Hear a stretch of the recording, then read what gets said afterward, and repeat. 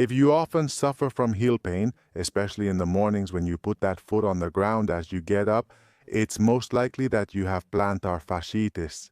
The plantar fascia is a structure located right in our foot and runs from the heel to the base of the toes.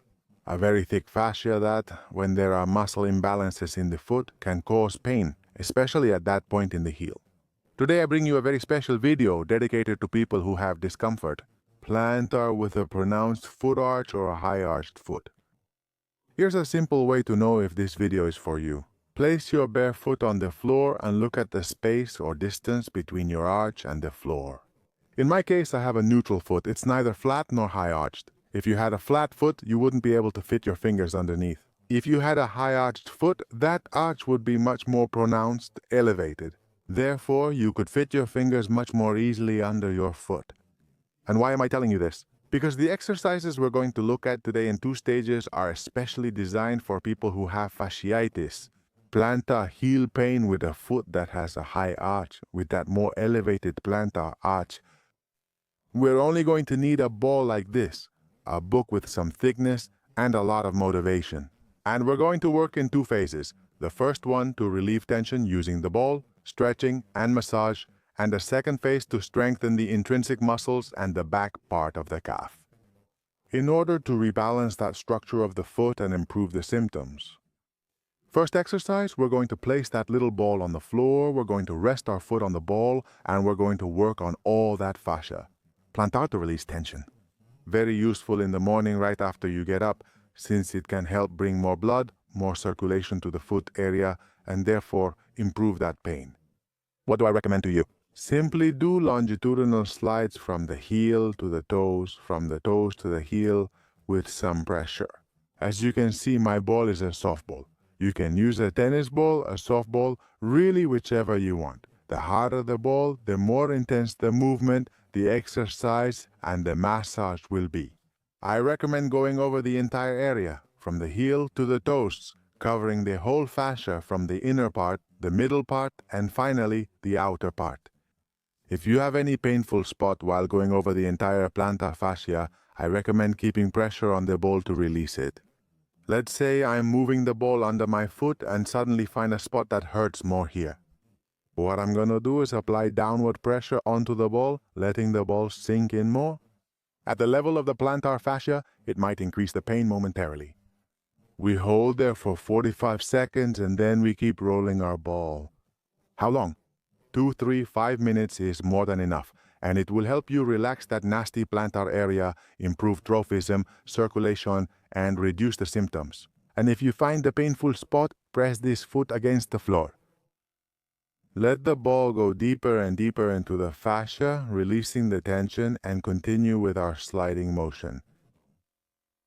Usually we find tension points much closer to the heel, which is where we should focus our work more. Once we finish the introductory ball massage, we'll move on to the second technique to relieve the pain. In this one, basically, we're going to manually stretch our plantar fascia by opening up the foot completely. Let's bring the camera closer and continue. We're in position now. Next, we need to cross one leg over the other so that the foot with pain is in this position.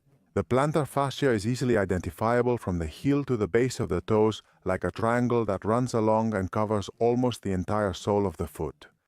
We're going to start with a plantar fascia stretching exercise, and I want you to pay special attention to all the details so that its effect is maximized.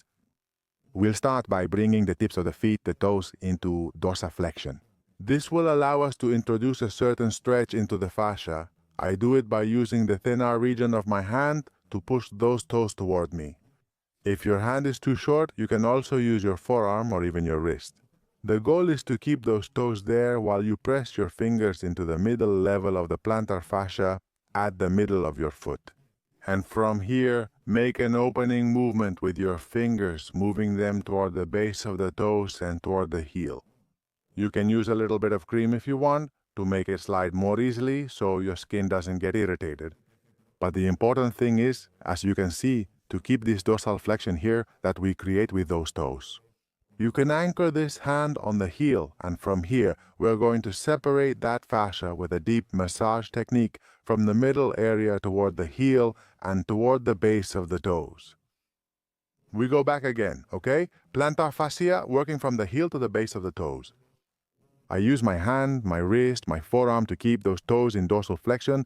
I press my fingers into the middle level of that fascia, this hand. I can anchor my left hand at the heel, and from here what I do is spread the fingers, separate that fascia as much as possible, to produce significant relaxation. Of that foot, we press, we stretch, we stretch, we stretch, we stretch. Very, very pleasant. We can add a little bit of oil, a little bit of cream. It will always be welcome so that there is no kind of irritation on the skin. I press with my fingers and again, I work that fascia to the maximum, stretching it completely. I press with my fingers.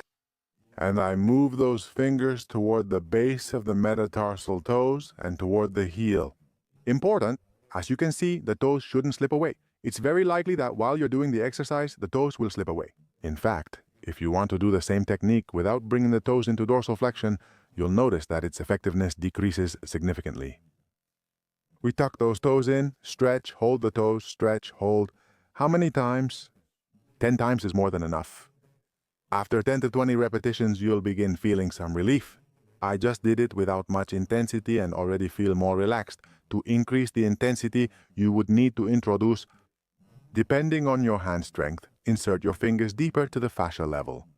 A second technique or stretch that I also like a lot and that has a great impact. Within that, plantar arch, remember that we are talking about the treatment of plantar fasciitis in people who have a higher arch, a cavus foot. I like stretching the big toe. It's simple. You grab your big toe. In this way, with your hand, you bring the foot into dorsiflexion, that is, as much as possible, closing this angle between the foot and the leg, foot into dorsiflexion. And from here, we simply pull our toe toward us. Since that toe, I don't know if you can see it here, you can notice that tendon, that toe also plays a big role in maintaining that arch. Plantar, what else can we do here? Grab the heel with our hand. And do the same, open it. I grab the toe from above, the big toe with my right hand, and I grab the heel with my left hand. And what I'm trying to do is open up that distance as much as possible, separate one from the other to give a greater stretch to the area. Less intense than the previous technique, but also very pleasant. We relax, grab the toe, grab the heel, open as much as possible, and hold it as long as you can, because here you're going to have to use quite a bit of strength. 15, 20, 30 seconds is more than enough. Let's do one more.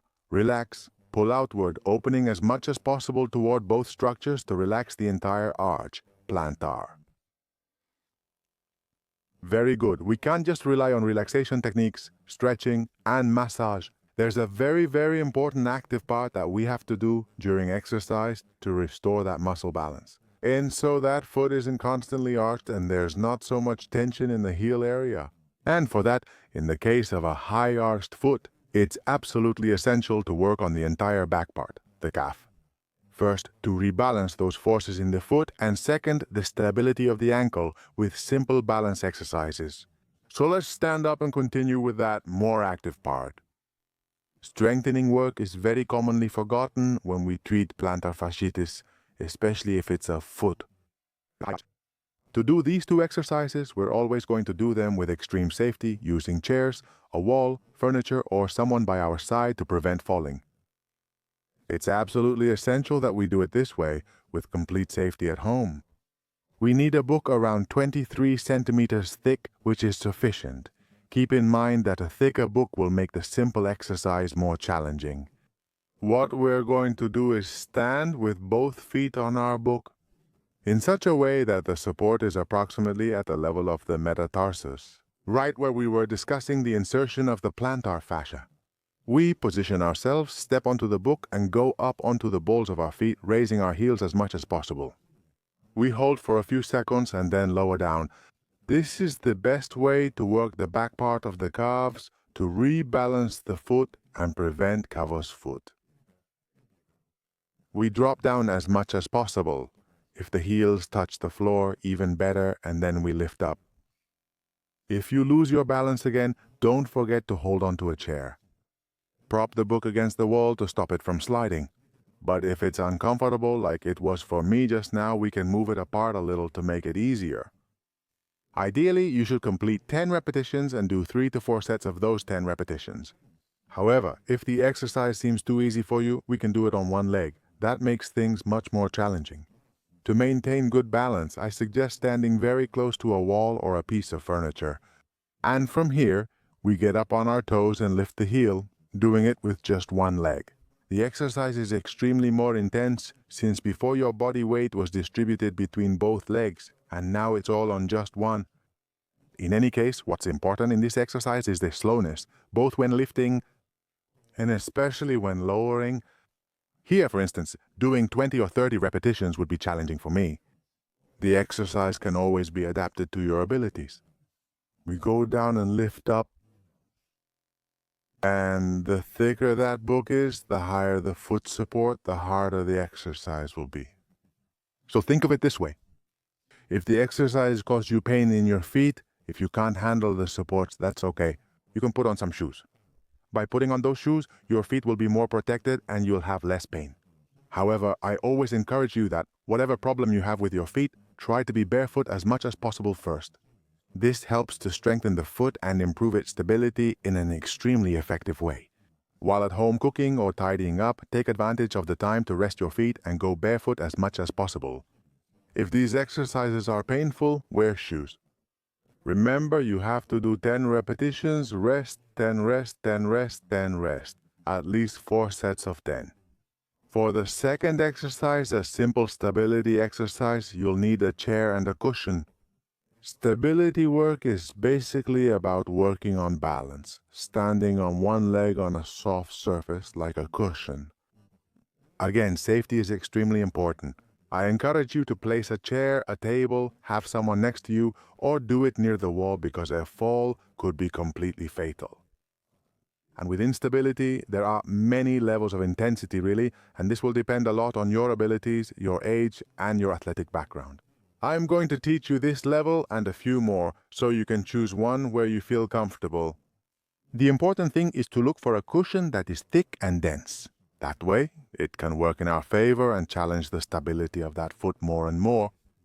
Basically, we have to stand on one leg supported by the chair and maintain our balance, which is very easy. We can work with our gaze. The human eye is one of the main references for balance. And the moment we eliminate our gaze, our body starts to have more difficulties because it doesn't have visual reference points. So one way to make the exercise more challenging is basically by closing one eye or closing both, which makes the exercise much more difficult. Always with one hand close to the chair, we try to find our balance without falling. If it seems too difficult with your eyes closed, just open them or keep only one closed. If it seems too difficult with the cushion, you can also do it on a flat surface. On one leg, you stand up and close your eyes. As soon as you close your eyes, you'll notice how that foot moves. Find your balance. There are minor contractions of rebalancing. That's exactly what we're looking for when working on your foot's stability.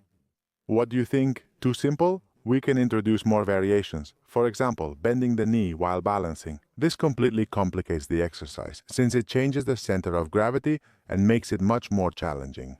And we can also combine everything: an unstable surface like the cushion, a knee bend, and closed eyes, making the exercise extremely difficult. I recommend trying several variations, finding the one in which it is difficult but that you work with a certain level of safety. Obviously, what we want to avoid is for you to end up on the ground.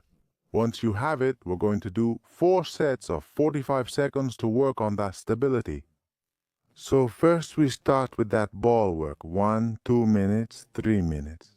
Then we continue with that stretch for the plantar fascia and the big toe, which again can last 10 techniques or 45 seconds, whichever you prefer, as these methods primarily target pain relief. And then strengthening and stability need to be more structured. Heel raises, 4 sets of 10 reps, balance work, 4 sets of 45 seconds. How should you do it during the week? Very simple. One day yes, one day no, one day yes, one day no. These exercises will take you 15 to 20 minutes at most. It's extremely important that you keep doing them and continue over time, because it's very likely that if you stop completely, the pain will come back. That's all. I hope you've gotten a clear idea of these 4 best exercises to work on that plantar fasciitis in high-arched feet. And that you subscribe to my newsletter by clicking up in the top right corner of the screen and leaving your email to receive all the videos I publish every week on YouTube. That's all. I hope you liked it and that you can share it with people who have heel pain. I'm sure it will be of great help, especially if they have a high-arched foot. Thank you very much again for staying until the end of the video. I hope to see you in one of my other videos.